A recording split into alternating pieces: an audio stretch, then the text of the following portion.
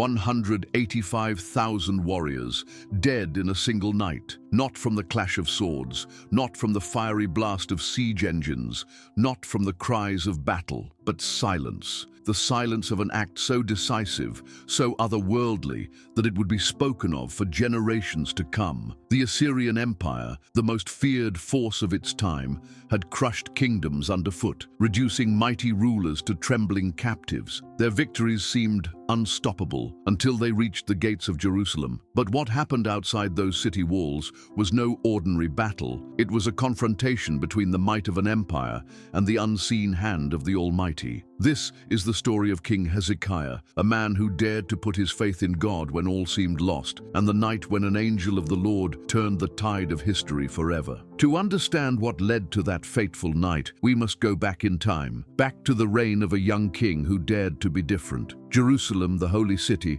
had fallen into spiritual decay. The air was thick with the scent of incense, not offered to the God of Israel, but to lifeless idols of stone and wood. The grand temple built by Solomon, once alive with the songs of worship, now stood silent and abandoned. Its doors were shut, dust gathering on its sacred floors. The people had turned away from their God. Under the rule of King Ahaz, Judah had descended into darkness. Altars to foreign gods filled the streets. High places of pagan worship dotted the hills. Even the sacred vessels of the temple were defiled or destroyed. Ahaz had abandoned the covenant, leading Judah astray. But young Hezekiah was different. In the quiet of the palace, he listened to the stories of his ancestors.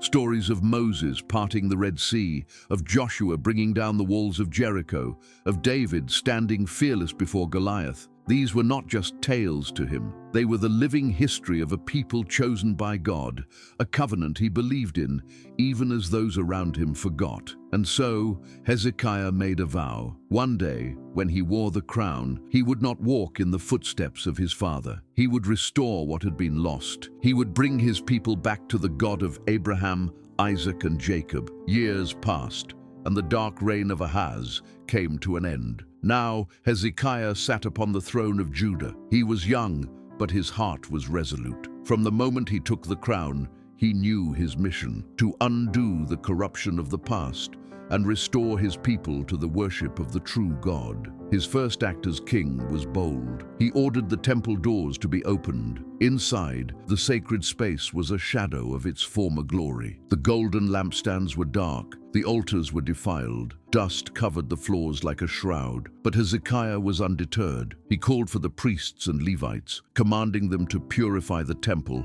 and to resume their service to the Lord. But Hezekiah's reforms did not stop there. Across the land, he ordered the destruction of every idol, every shrine to false gods. The high places that had stood for generations, where the people had worshipped Baal and Asherah, were torn down. Statues of foreign gods were smashed to rubble. Wooden poles were burned, their ashes scattered. The people watched in awe and disbelief. Never before had a king dared to act so decisively. Hammer blows rang out in the streets as symbols of idolatry fell one by one.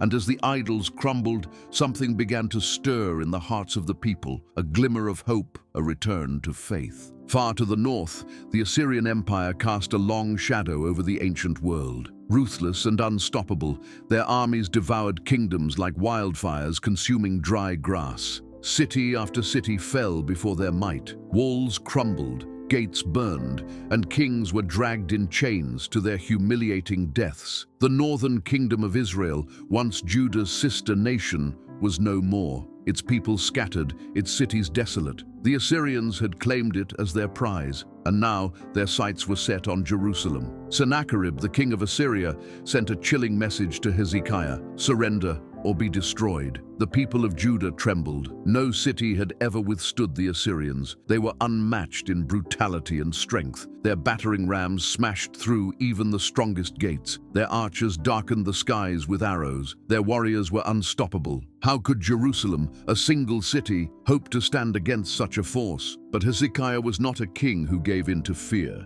He knew the Assyrians were coming, and he prepared. He ordered the walls of Jerusalem to be reinforced, building them thicker and higher. He strengthened the gates and constructed towers for the archers. He dug a secret water tunnel, the famous Siloam Tunnel, to ensure the city would have a fresh supply of water even during a siege. Food was stored, weapons forged, and defenses readied, but Hezekiah understood that these measures alone would not be enough. Jerusalem's strength did not lie in its walls or its warriors. It lay in the God of Israel. So Hezekiah turned to the temple. He knelt in prayer, lifting his hands to heaven, and cried out to the Lord for deliverance. And the Lord heard him. Soon the Assyrians arrived, their vast army encircling Jerusalem like a sea of steel and death. But instead of attacking, they sent a messenger, Rabshakeh, a man whose words were as sharp as any blade. "Do not let Hezekiah deceive you," he called out in Hebrew, so that all within the walls could understand. "Has any god saved a nation from the hand of Assyria? The gods of Hamath and Arpad, the gods of Samaria? They could do nothing. Surrender now and you will live. Resist and you will die." Rabshakeh's words were poison, designed to break the spirit of the people, but Hezekiah did not answer. Instead, he went to the prophet Isaiah, seeking the word of the Lord. And Isaiah, filled with divine certainty, replied, "Do not be afraid. The Lord has heard their insults, and he will fight for you." That night, as the Assyrian army celebrated their impending victory, the people of Jerusalem prayed. The city was quiet, the air heavy with anticipation. And then, in the deep silence of the night, it happened. A single angel. No swords were drawn. No shouts of battle rang out. By morning, the Assyrian camp was silent. When the people of Jerusalem looked over their walls, they saw the impossible. 185,000 soldiers lay dead. The mightiest army in the world had been struck down by an unseen force, their pride shattered in a single night. The fields outside Jerusalem, once teeming with the Assyrian army,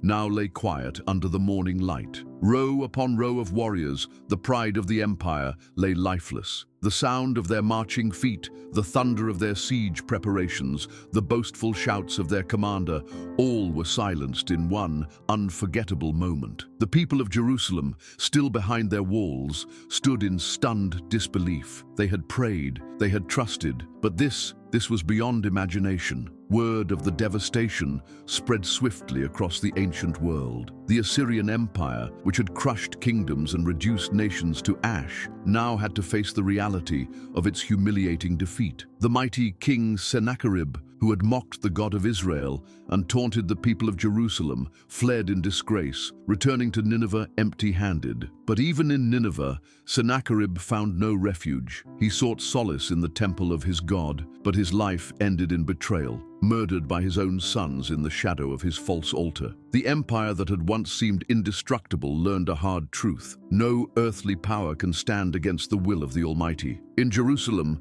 Hezekiah stood on the walls, gazing out at the empty battlefield. His heart swelled with gratitude and awe, not for the strength of his army, but for the faithfulness of his God. He had trusted in the Lord when all seemed lost, and the Lord had delivered his people in a way no one could have imagined. Hezekiah knew that this victory was more than a military triumph. It was a divine declaration, a reminder to the people of Judah that their God was alive, that he heard their prayers, and that he fought for them. This victory reaffirmed the covenant, strengthening the faith of a nation that had strayed but was now returning to its creator. Hezekiah's faith was not in military strategy, nor in alliances with neighboring nations. It was wholly in the God of Israel. And because of that faith, Hezekiah's reign became one of the most remarkable in Judah's history. He restored worship, he guided the people back to the truth, and he taught them that no enemy, no matter how great, could prevail against the Lord. The story of Hezekiah